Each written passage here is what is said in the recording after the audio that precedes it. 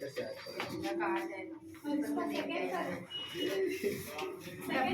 स्थैतिक घर्षण का मान अधिक होता है।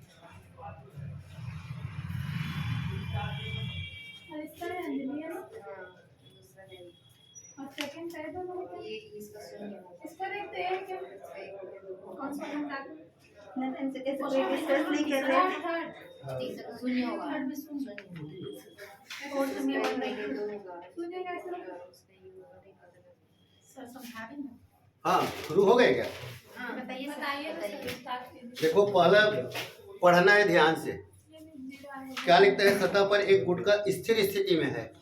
इसका मतलब ये समझ में आ गया कि स्थैतिक घर्षण बल का मान अधिक है, गति विरोधी बल का मान क्या है? अधिक है। क्लियर है? यदि घर्षण किसका एफ एस का मान क्या होगा? अधिक होगा, तो गुटका क्या होगा? गतिमान नहीं होगा, गति नहीं करेगा ना। स्थैतिक घर्षण दिखाई दे रहा है। गुटके पर घर्षण बल कितना है? 8 न्यूटन का। गुटके पर कितने न्यूटन का है? ये 8 न्यूटन का। तब गुटके पर घर्षण बल होगा 8 न्यूटन। समझ में आ गया? नहीं आया? हाँ, वेरी गुड। कल पढ़ी 2-3 बार लेकिन भी नहीं समझ में आया क्वेश्चन। हाँ, घर जाके हम इसका मतलब ये है, इसको ये बताया जा रहा है सतह पर गुटका स्थिर स्थिति में है। ये हो गया। हाँ मतलब ये कोई गणितीय व्याख्या नहीं करना है, इसको समझना है स्थिर है इसलिए है ना? स्थिर है इसलिए ना है। अंक दिया है तो फटाफट खोजते हैं कौन सा सूत्र हम इसको फिट करें। समझ में आ गया ना? तो यहाँ पे फिट नहीं करना है, कॉन्सेप्ट को समझना है, बता रहा हूँ मैं। तो यहाँ हाँ, बता रहा हूँ, फिर एक बार ध्यान से सुन। सतह पर गुटका स्थिर स्थिति में है, तो कंडीशन समझ में आ गई। स्थिर स्थिति में है तो गुटके पर स्थैतिक घर्षण बल का मान अधिकतम मान कितना है? मैक्सिमम मान 10 न्यूटन है। यदि 8 न्यूटन का क्षैतिज बल गुटके पर आरोपित किया जाता है, समझ में आ गया, तब गुटके पर घर्षण बल होगा। ठीक। अब यहाँ पे क्या करोगे? 8 न्यूटन का बल मान निकल गया। स्थैतिक घर्षण बल का मान कितना हुआ? 10 न्यूटन हुआ। इसका मतलब गतिक घर्षण बल का मान 10 न्यूटन से ज्यादा नहीं होगा। 10 न्यूटन से ज्यादा नहीं होगा। समझ में आ गया? क्योंकि वहां पे लगने वाले अधिकतम बल का मान कितना है? 10 न्यूटन। तो गुटके पर घर्षण बल दिया गया है 10 न्यूटन से क्या होगा? कम होगा। अब 10 न्यूटन से कम होगा और 8 न्यूटन से अधिक होगा। तो अपना आंसर जो ऑप्शन दिया है 10 न्यूटन नहीं होगा, 18 न्यूटन नहीं होगा। समझ में आ गया? 2 न्यूटन नहीं होगा, तो बच गया क्या? 8 न्यूटन बचा। और एक बार बोलूं क्या? समझ में नहीं आया होगा तो समझ में आ गया? हाँ, समझे? हाँ ना? ये बताया, लिखता है स्थैतिक घर्षण बल का मान अधिकतम मान 10 न्यूटन का। 10 न्यूटन का मान लगा है स्थैतिक घर्षण, मतलब गति विरोधी बल। समझ में आ गया? और ये कंफर्म है कि उस पर 8 न्यूटन का बल लगाया जा रहा है। कितना न्यूटन का बल लगाया जा रहा है? 8 न्यूटन का बल। तो गति नहीं करेगा, ये कंफर्म है। गति नहीं करेगा, ये कंफर्म है। तब गुटके पर घर्षण बल कितना लगेगा? समझ में आ गया? तो क्या करेगा? गुटके पर कितना घर्षण बल लगेगा? 8 न्यूटन नहीं, 8 न्यूटन नहीं बोलोगे, ऑप्शन को देखोगे। 9 रहता तो 9 रहता। समझ में आ गया ना? ऑप्शन को देखना है। 8 न्यूटन मतलब ये जो 8 न्यूटन आ रहा है कोई गणितीय व्याख्या से नहीं आ रहा है। समझ में आ गया? क्योंकि यहाँ पे लिखता है गुटके पर घर्षण बल होगा तो 10 न्यूटन नहीं होगा। समझ में आ गया? और केवल एक ही कॉन्सेप्ट और बचा, घर्षण बल F बराबर म्यू एस आर। फिर ध्यान से सुनना, घर्षण बल बराबर म्यू एस आर। समझ में आ गया? म्यू एस का मान लो गुणा करोगे, म्यू एस का क्या करोगे? मान लो गुणा करोगे तो क्या होगा? 0.2 का ये मल्टीप्लाई करते थे, माने घर्षण बल का मान क्या होता है? अलग अलग। उसमें भी नहीं जाना है अपन को। इसका आंसर 8 से ज्यादा आएगा और 10 से कम आएगा। बस इसका ये उत्तर है। कोई गणितीय व्याख्या यहाँ पे नहीं करना है। ठीक। अच्छा, इसका एक्सप्लेन भी मैं पढ़ देता हूँ ना। सीमांत घर्षण बल एफ एस बराबर लिखता है 10 न्यूटन। क्लियर? एक्सप्लेन भी पढ़ देता हूँ ना, मान लो थोड़ा बहुत इससे। लिखता है चूंकि F इक्वल टू 8 न्यूटन है ना, इज ग्रेटर देन F है। समझ में आ गया? क्या बताया? स्थैतिक घर्षण बल का मान 8 न्यूटन से अधिक है। क्लियर है? फिर लिखते हैं अतः गुटका गतिमान नहीं होगा। क्लियर है? अर्थात गुटका गति नहीं करेगा। समझ में आ गया यहाँ तक? क्योंकि स्थैतिक घर्षण स्वतः समंजित होने वाला बल है। समझ में आ गए? ऑलरेडी जो घर्षण बल लगा है, क्या स्थैतिक घर्षण बल लगा है, ऑलरेडी उसको क्या कर दिया है? समंजित कर दिया है। किसको? पिंड को समंजित कर दिया गया है। अतः गुटके पर घर्षण बल का मान भी कितना होगा? 8 न्यूटन का ही होगा। ठीक है, ये इसके आधार पे है ना, ये पढ़ रहे थे। ठीक, हाँ, और क्या था? और किसको है? डब्ल्यू भार के एक पिंड को, तीसरा नंबर क्वेश्चन। हाँ बोल। डब्ल्यू भार के एक पिंड को ऊर्ध्वाधर दीवार के साथ रखने के लिए एक क्षैतिज बल F लगाया जाता है। पिंड को दीवार के साथ रखने के लिए आवश्यक न्यूनतम बल है। समझ में आ गया? यस क्या आएगा उत्तर? सबसे अधिक। समझ में आ गया? क्या पहले हो गया था? है ना, ऐसा दीवार में चिपकाना है तो ऊपर की ओर क्या करना है? बल लगाना पड़ेगा। हाँ ठीक। और एक 9.11 अच्छा, देखो एक लिफ्ट नीचे की ओर गुरुत्वीय त्वरण के बराबर त्वरण से गतिमान कर रही है। 2 बार पढ़ना ना। लिफ्ट के फर्श पर रखी m द्रव्यमान की एक वस्तु क्षैतिज तक खींची जाती है। यदि घर्षण गुणांक म्यू हो तो वस्तु के द्वारा उत्पन्न घर्षण प्रतिरोध होगा।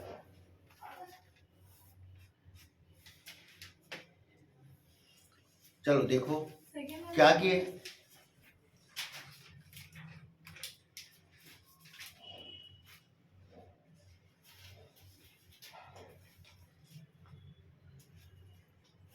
बोलो ना, कुछ तो बोलो। नीचे जाते हैं लिफ्ट में तो क्या बोलते हैं, भार वजन ज्यादा होता है। आ? लिफ्ट नीचे की ओर गुरुत्वीय त्वरण के बराबर त्वरण से गति कर रहा है ना। अब देखो ना, यहाँ पे घर्षण आ गया। ठीक, अब ये और W बराबर लिख लिए। और W बराबर बहुत सरल सूत्र होता था, M बराबर G माइनस A। हो गया। ये भार W के कारण नीचे की ओर जा रहा है और ऊपर की ओर क्या लगता है? विलंब प्रतिक्रिया R। अब ठीक है ना, यहाँ पे देखना M का M जो भी होगा, नहीं लिखा है ना, कितना द्रव्यमान लिखा है क्या? नहीं लिखा है, कोई दिक्कत नहीं। ठीक, यहाँ पे क्या हो गया? G माइनस G हो गया। समझ में आ गया? लिखता है ना, लिफ्ट नीचे गुरुत्वीय त्वरण के बराबर त्वरण से जा रहा है। नहीं आया समझ में? MG ये नहीं लिखता ना, यहाँ पे डिटेल खोजोगे तो नहीं पाओगे, पुस्तक में नहीं लिखता है। सब चीजें बता दिया पहले से ना। थोड़ा बहुत आ जाएगा समझ में, थोड़ा बहुत आएगा, लेकिन 100% ऐसा दिमाग लगाओगे तभी आएगा।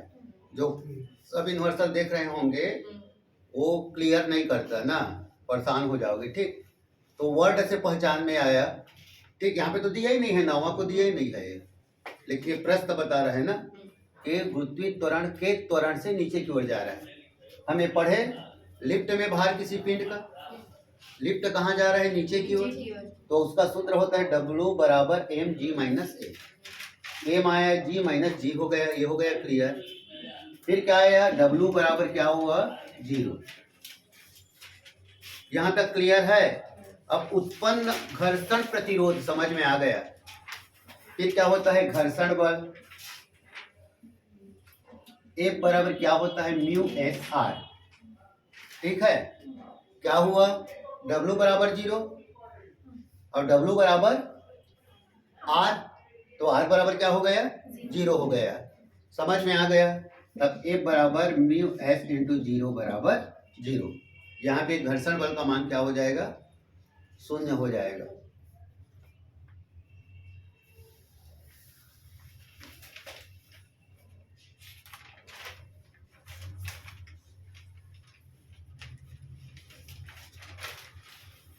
समझ में आ गया ना? कठिन तो नहीं लगा है ना? मतलब एकदम ना घर्षण बल तो उसी का सूत्र मत लिखना, पाओगे ही नहीं।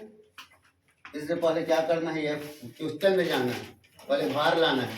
फिर W बराबर क्या होता है? R होता है ना?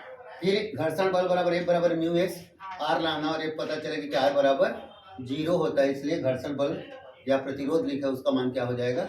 0 हो जाएगा। हो गया ना? आ रहा है ना समझ में? आर कैसे जीरो? हाँ, आर W बराबर R, अच्छा हाँ W W equal to W बराबर 0 तो R बराबर 0 है ना। और घर्षण बल का सूत्र होता है F equal to mu s r, है ना।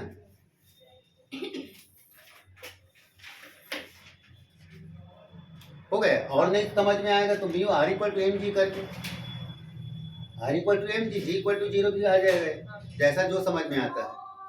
ठीक,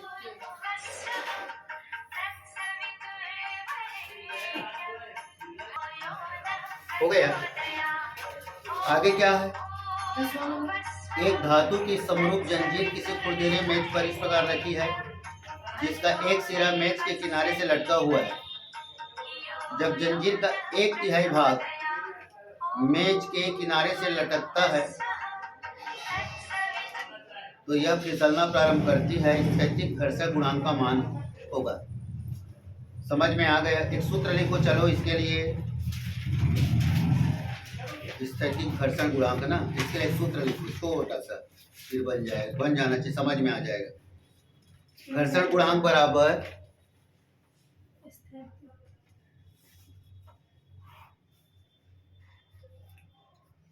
हो गया मेज के किनारे से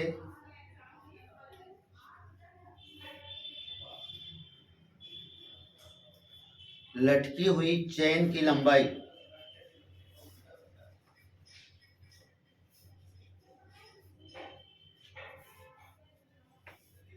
बटा मेज पर रखी चेन की लंबाई।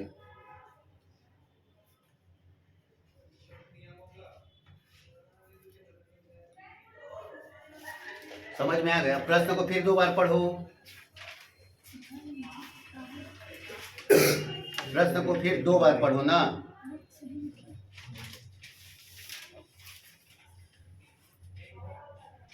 मतलब जब भी ऐसा कोई प्रश्न दिया ना, जब भी कोई प्रश्न है तो इस कॉन्सेप्ट का उपयोग करना है।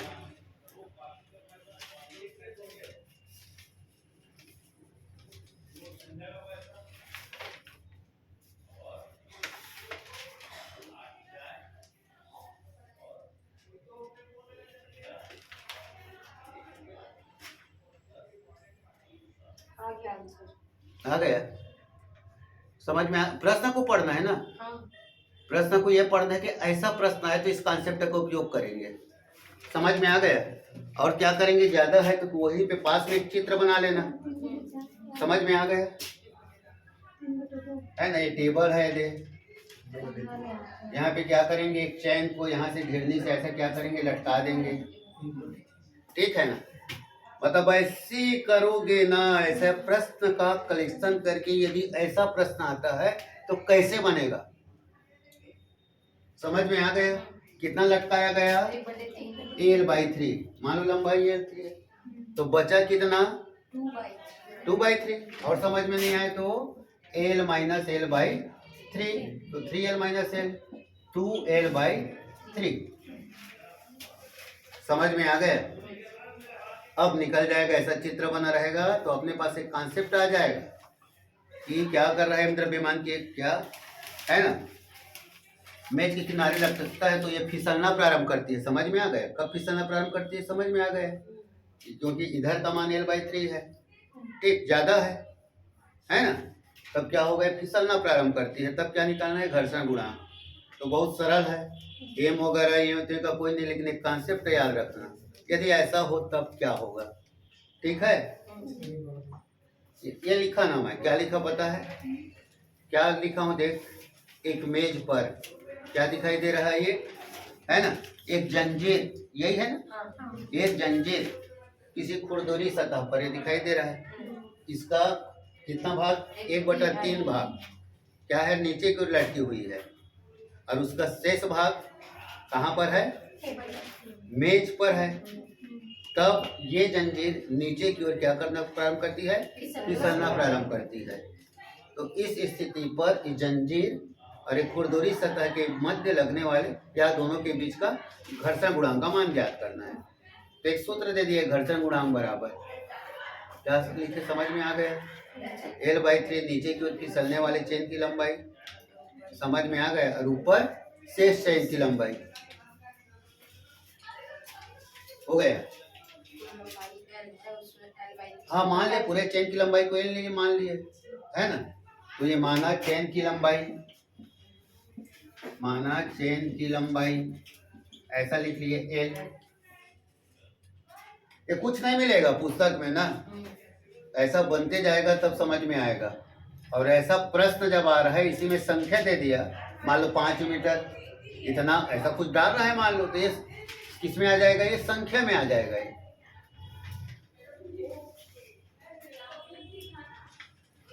हो गया।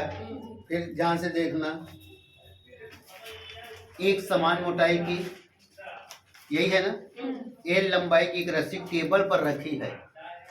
समझ में आ गया लगभग ना। यदि घर्षण गुणांक म्यू हो तो इस रस्सी की वह अधिकतम लंबाई L1 जिसके टेबल से नीचे लटकने पर भी रस्सी न फिसले, दिखाई दिया, रस्सी न फिसले, तो रस्सी नहीं फिसलेगा, इसका मतलब क्या होगा, समझ में आ गया। घर्षण गुणांक का मान क्या होगा, बढ़ जाएगा, उसमें वो प्लस हो जाएगा, प्लस हो जाएगा। नीचे में क्या हो जाएगा, प्लस हो जाएगा। ऑप्शन लिखे ना, 1/μ, 1/L/μ, L/μ plus 1, mu L बटा 1 प्लस म्यू। समझ में आ गया। तब इसका मान क्या हो जाएगा, न फिसले होगी म्यू L बटे 1 प्लस म्यू। अब नहीं, वो एल है, एल लंबाई है, ऊपर का एल है ना। एक ऑप्शन दिया गया होगा म्यू एल बटा म्यू प्लस 1। समझ में आ गया। एल क्या है, उसकी लंबाई है, म्यू क्या है, घर्षण गुणांक। समझ में आ गया। याद रखना ना, घर्षण गुणांक का मान सुन लो पहले। यदि घर्षण गुणांक का मान यदि 0 है, इसका मतलब क्या होगा, दोनों के बीच कोई घर्षण बल कार्य नहीं कर रहा है। समझ में आ गया। तो यहाँ पे क्या दिखाई दे, म्यू बटा म्यू प्लस 1। एल को तो भूल जाओ, ये तो क्या है, उसकी लंबाई है। समझ में आ गया। इसका मतलब क्या होगा, घर्षण बल का मान यहाँ पे लिखता है, रस्सी नीचे न फिसले जिसके टेबल से नीचे लटकने पर भी रस्सी नीचे न फिसले। इसका मतलब समझ में आ गया कि घर्षण गुणांक का मान है, घर्षण गुणांक का मान है। समझ में आ गया। इस स्थिति पर रस्सी क्या होगा, नीचे की ओर नहीं फिसलेगा। फिर इस तरह लिखने के पहले 3 बार प्रश्न को पढ़ना है। समझ में आ गया। 3 बार पढ़ने के बाद एक कॉन्सेप्ट मिलेगा। अब बहुत सरल हो गए। इसी को मैं यदि बोलूं, क्या बोलूंगा, समझ में आ गया। क्या बोलूंगा, एक रस्सी जिसकी लंबाई कितनी है, एल है, हो गया। घर्षण गुणांक क्या है, लंबाई आया, एल है, यहाँ पे आया घर्षण गुणांक क्या है, म्यू है। अब यहाँ पे थर्ड पॉइंट में क्या जाना, कंडीशन, स्थिति क्या लिखता है, न फिसले, है ना। स्थिति क्या आया, न फिसले। समझ में आ गया, हो गया। तो आंसर क्या आया, ऊपर लिखा म्यू। समझ में आ गया, क्लियर है ना। यदि म्यू बटा म्यू ऐसा ऑप्शन दिया है, ऐसा नहीं दिया है शायद ना, म्यू बटा म्यू ऐसा ऑप्शन नहीं दिया है, क्लियर है। तो इसका मतलब म्यू बटे म्यू यदि देता तो घर्षण बल कार्य नहीं करता, यहाँ पे घर्षण बल कार्य कर रहा है, क्लियर है। मतलब म्यू का क्या आएगा, कुछ वैल्यू आएगा। ये म्यू बटा क्या आया, म्यू प्लस 1 हो गए। ये आ गया घर्षण गुणांक का मान। ये क्या है, घर्षण गुणांक का मान ना। और साथ में क्या दिया गया है, इंटू एल। ये क्या है, इसकी लंबाई है। 3 बार प्रश्न पढ़ने के बाद प्रश्न को समझना है। और यदि ऐसा प्रश्न आता है तब कॉन्सेप्ट क्या है, यदि फिसले तब ये म्यू माइनस क्या हो जाएगा, 1 हो जाएगा। समझ में आ गया। यदि फिसले तब क्या हो जाएगा, ये म्यू माइनस 1 हो जाएगा। फॉर्मूला ही है, मतलब ये फार्मूला ही है ये। समझ में आ गया। ये पढ़े ना। देखो एक प्रश्न बोल देता हूँ, शायद मैं बोल चुका हूँ ऐसा प्रश्न, समझ में नहीं आया होगा तो एक प्रश्न मैं बोल के इसको मैं क्लियर कर रहा हूँ ना।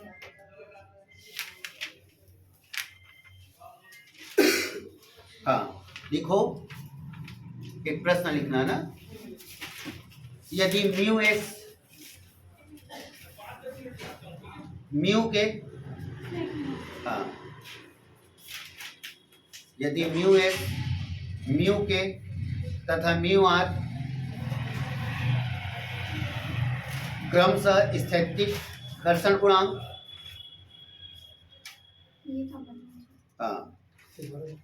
म्यू एस म्यू के तथा म्यू आर क्रमशः स्थैतिक घर्षण गुणांक, सर्पी घर्षण गुणांक तथा लोटनिक घर्षण गुणांक है।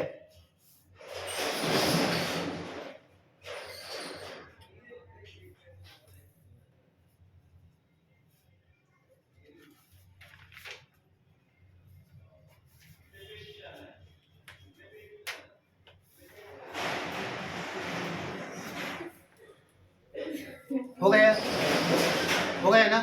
हाँ। उसके बाद लिखा तब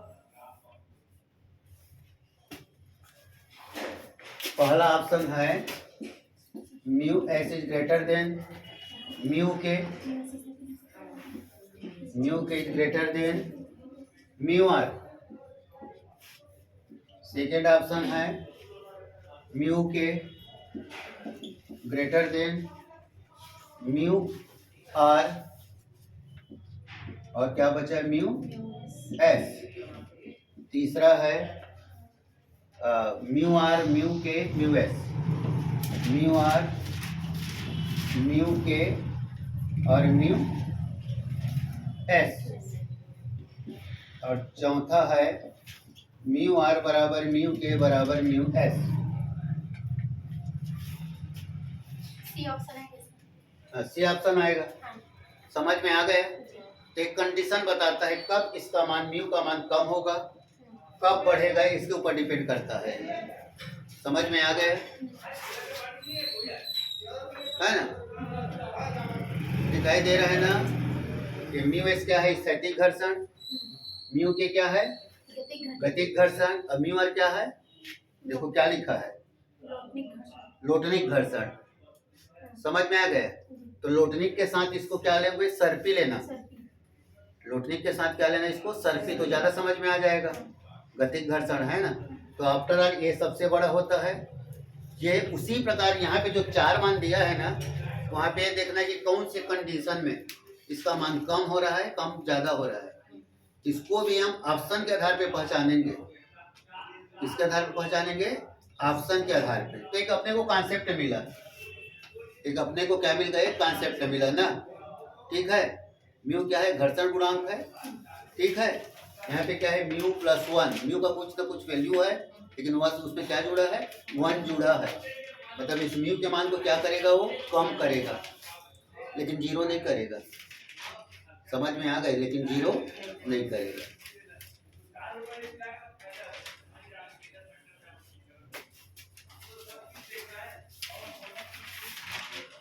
और क्या था? एक भारी हाँ एक समान जंजीर वाला हाँ, ये भी बहुत सरल है।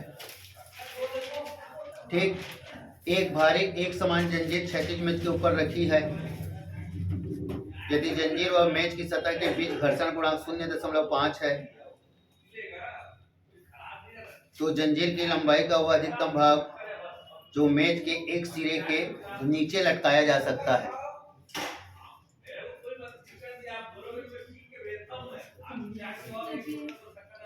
अभी बनाया ना एक, बिल्कुल वैसे ही बनेगा।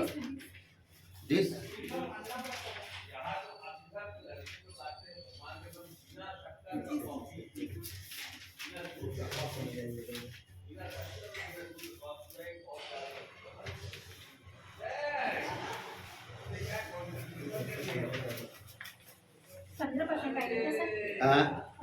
हाँ ठीक ना।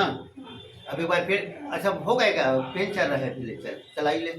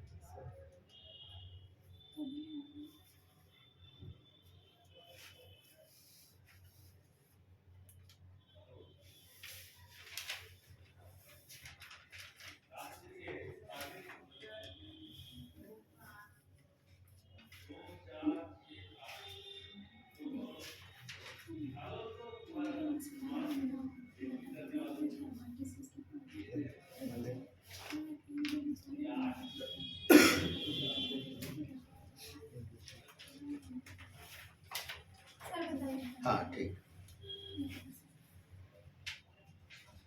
है, बन गए नहीं बना है? हाँ ठीक ना। अब फिर एक बार एक एक लाइन 11 और फिर 14 को भी पढ़ो, अभी ऊपर नीचे भी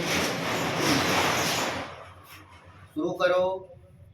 एक समान मोटाई की एल लंबाई की एक रस्सी यही है ना, टेबल पर रखी है। अब इसको पढ़ो। एक भारी एक समान जंजीर क्षैतिज मेज के ऊपर रखी हुई है। पढ़ा ले।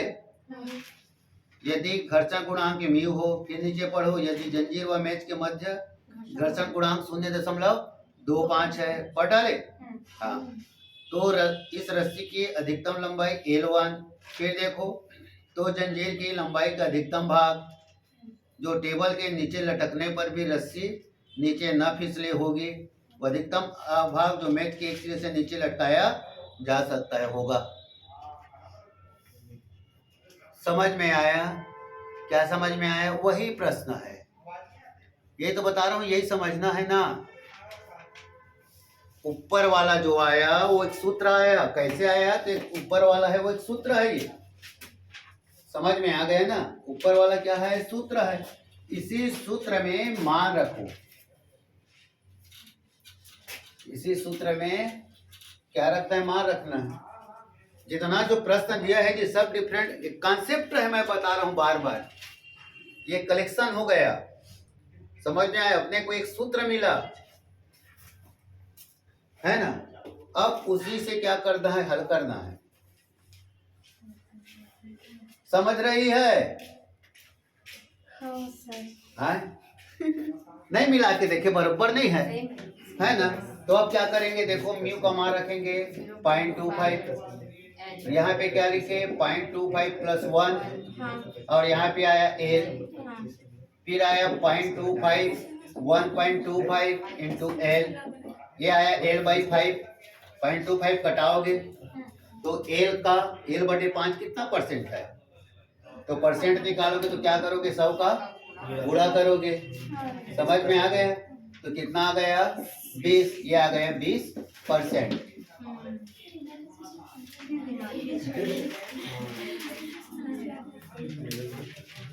हाँ, पहुंच गया था ना यहाँ तक। तो L/5 का कितना % है? ये है इसका मतलब। समझ में आ गया? यहाँ पे क्या किया? पढ़े थे ना, है ना। L/5 L का कितना % है? सेम इसके पहले जो आया था 2/3। यहाँ पे ऐसे 36 रख, ये दिख तो रहा है। 2L/3 है ना, इसके स्थान पे क्या है? L/5।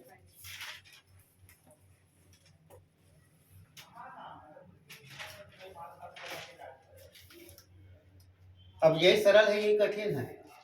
ऐसे प्रश्न फिर दे देने से फिर नहीं बनेगा।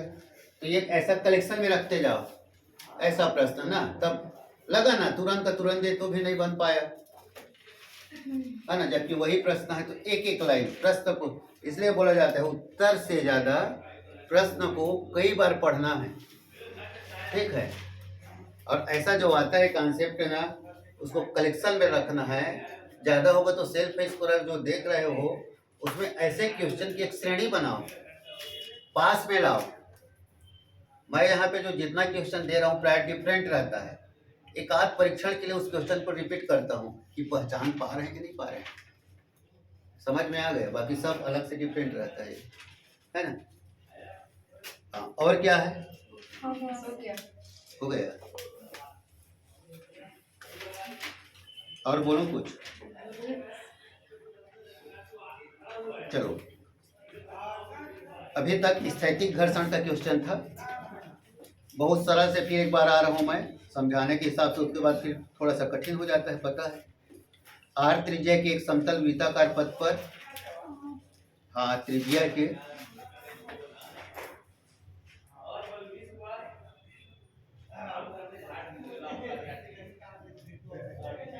समतल वृत्ताकार पथ पर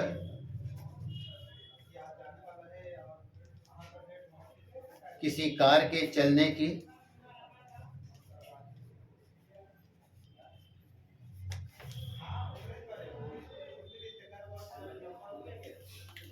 वह अधिकतम चाल जिससे कार फिसल न पाए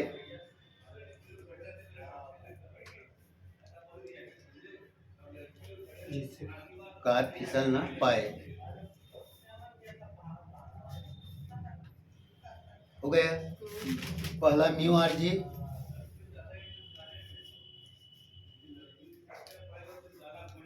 दूसरा r g root mu, r g के साथ रूट म्यू सेकंड में, हाँ हाँ सेकंड में म्यू को हाँ रूट में डाल दें, ठीक। तीसरा म्यू आर जी बोल क्या? आर जी रूट म्यू, जो भी सब चलेगा। अच्छा सी तीसरा लिख म्यू और रूट आर जी, हाँ चौथा रूट म्यू आर जी, पूरे का रूट डाल दें म्यू आर जी, ये सब से बन जाएगा।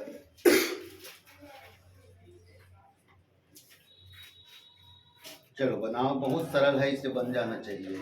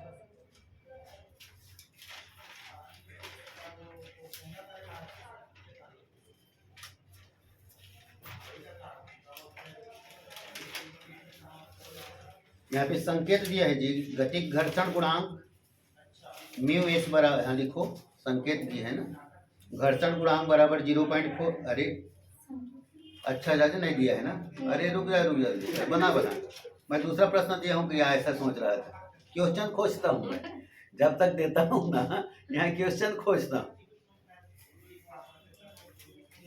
हाँ चलो बन गया, बोल। अब देखो क्यों नहीं बना, बनना चाहिए ना पहला वाला। हाँ पहला वाला ठीक है, समझाइए। हाँ पता है सब। वृत्ति समतल सड़क पर कार की गति है ना, नद समतल पर कार की गति, वृत्ति मोड़ पर साइकिल सवार की गति, सब में दो ही बल कार्य करता है, एक लगता है घर्षण बल, दूसरा अभिकेंद्री बल। बस तुलना करना है ना। ये बिल्कुल मैं ये सबसे बनेगा बोल के इसके बाद क्वेश्चन के स्तर पर बढ़ाऊंगा बोल के इसको मैं दिया था, और यही नहीं बनेगा तो फिर क्वेश्चन का स्तर कहाँ बढ़ेगा। पहले मैं 11वीं का देता हूँ ना उस लेवल का, उसके बाद फिर ऊपर उठाते हैं, पता है ना।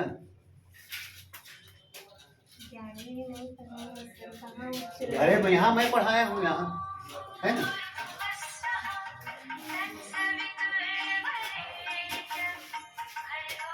ये बता कितना नहीं उठाऊं।